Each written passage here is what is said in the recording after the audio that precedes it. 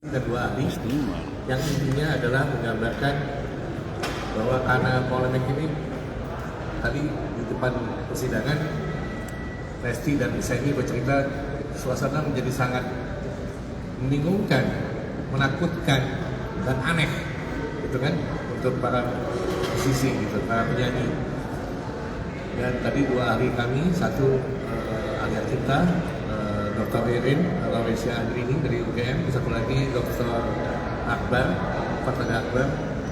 Dua-duanya kira-kira menyatakan bahwa memang perlu ada perbaikan di undang-undang kita supaya keseimbangan terjadi dan ekosistem terjaga dan suasananya kembali normal, tidak lagi menjadi aneh dan menakutkan seperti sekarang. Mungkin itu pengantarnya. Kalau ada pertanyaan mungkin teman-teman bisa langsung tanya ke saya di sini. Kita tunggu Lesti sekali.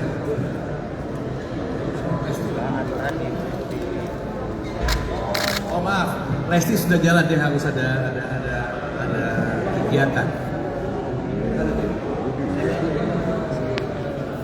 Di ruang tunggu kan? Di ruang tunggu Pak. Pak, kita tunggu aja Pak di sini Pak. Pasti.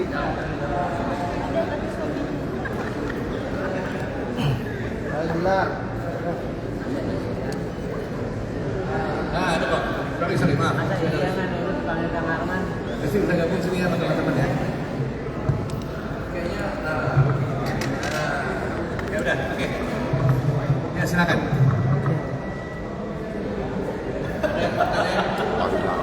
Ya mungkin bagaimana mungkin Lesti Kejora sebagai saksi hari ini.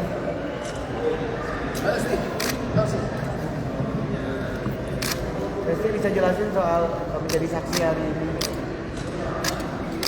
Ya alhamdulillah tadi maaf sebelumnya karena tinggi saya SNI.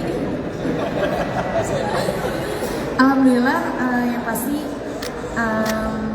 bersyukur karena tadi berjalan dengan lancar dan saya juga sangat senang diberikan kesempatan untuk bisa menjadi saksi di sidang Mahkamah Konstitusi. Yang mudah-mudahan apa yang tadi saya sampaikan juga Om Seni sampaikan bisa menjadi pertimbangan yang baik untuk kedepannya.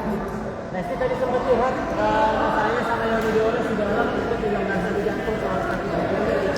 Tapi itu dampaknya yang didapat apa? Banyak dong, karena kan ya itu kan hal yang tidak baik ya gitu ya. Siapa yang siapa yang nyaman kalau menjadi terlapor terus gitu, pengennya kan cepat selesai, cepat ada solusi apapun ya. Kalau memang cara penyelesaiannya harus bersilaturahmi ya apapun caranya lah ya.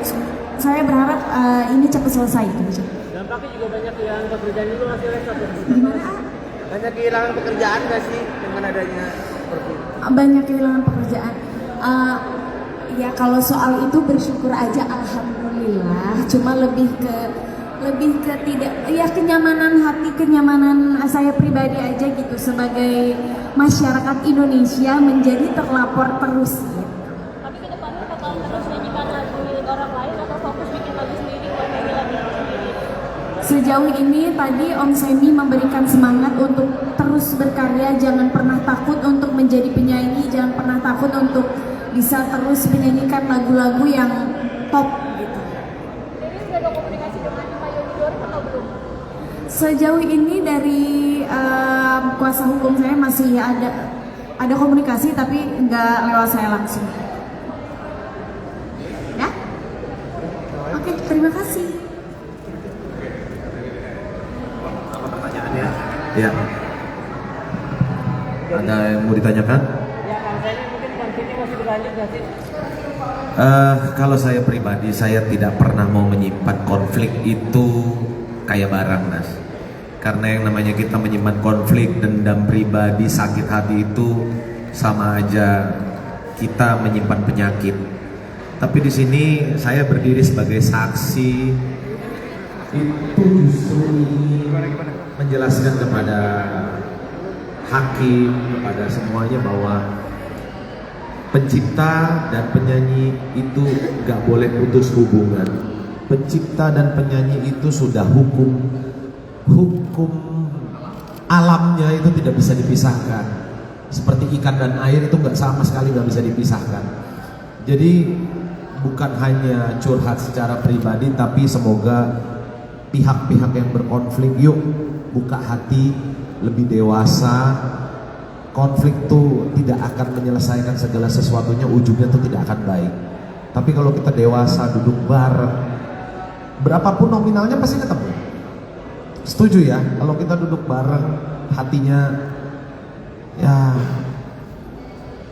baik aja, tenang, itu nggak usah pidanain ini, pidanain itu, ribut ini. Duduk bareng aja, duduk bareng, ngopi, main catur kayak apa kayak.